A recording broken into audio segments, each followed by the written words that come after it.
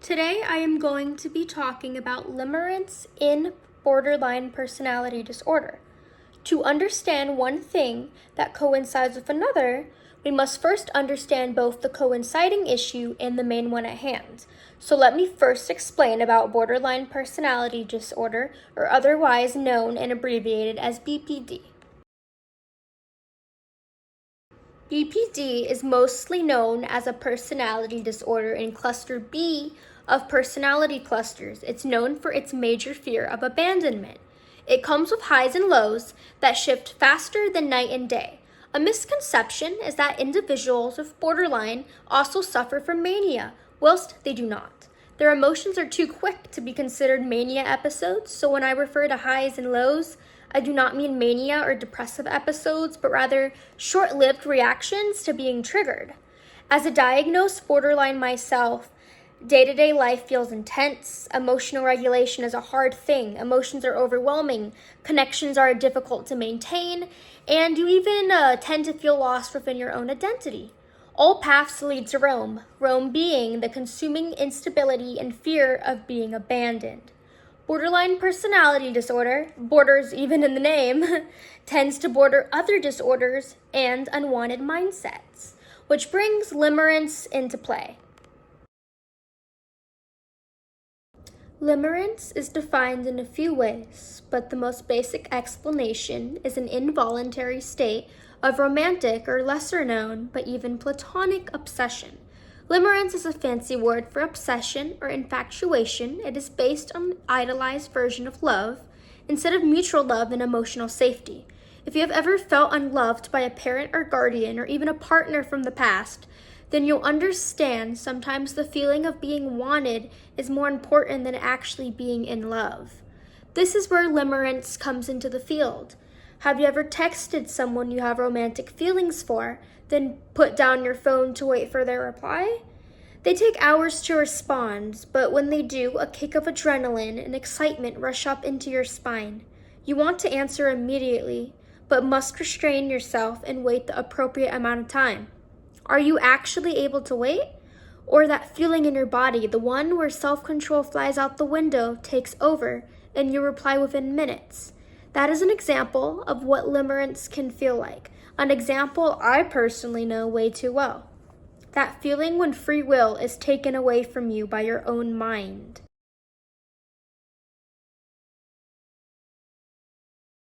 Limerence can have a massive impact on mood, just like borderline personality disorder. By that I mean the way other people treat you or even their emotions and actions clinically affect you. For example, when a boyfriend doesn't respond to a text, it may make you anxious, upset, and even angry. Questions such as, what is he doing? Am I less important at this moment? Why can he not just send a simple text back? Flood your head. As someone with borderline and someone who also experiences intense limerence, it's very difficult for me to tell myself, calm down. He is just busy. Because my brain likes to keep asking questions such as, okay, but when I'm busy, I can still respond, or how hard is it to text back quickly? I think I get so consumed in overcomplication, I don't realize people are different in their own ways, and maybe he just hasn't seen the text, or is in a situation in which responding isn't practical at the moment. When I first read about limerence, specifically what psychologist Dorothy Tenov writes about, I thought this sounds just like borderline personality disorder, almost linked, so I thought it could be interesting to compare the two. Mood swings are a big thing that comes up once again while dealing with both limerence and BPD. Something about borderline is that most mood swings are triggered. Whether it be people or objects or places, most moods have a cause and effect. Same goes for limerence. Actions the human you have limerence for has causes and effects. Limerence is known to be common in those who have emotional sensitivity or heightened emotions, so those with BPD are more prone to limerence as individuals with borderline do have emotional sensitivity. Once again, they do both link back to early adolescence. Childhood is a main factor in many disorders or even personality traits. While genetics are, yes, the prime cause, BPD is like a lockbox. It must be unlocked to be reachable, must be triggered to fully start up. Same with limerence. This links back to fate, in my opinion. Let's say you never talked to anyone who caused you harm as a child, or stayed in a plastic bubble, in which you never saw anyone who hurt you, for instance, such as your parents. Limerence would not be reachable and be able to get turned on. But that's impossible, that's unrealistic, and that would never happen, as most children are helpless of their circumstances and unaware until it is too late. Meaning it really isn't avoidable in the grand scheme of things. Research notes there are similarities between limerence and substance use disorders, since they both provide a dopamine spike. Using a drug of choice stimulates the brain's reward system, flooding it with dopamine, about identical to getting attention from your limerent person.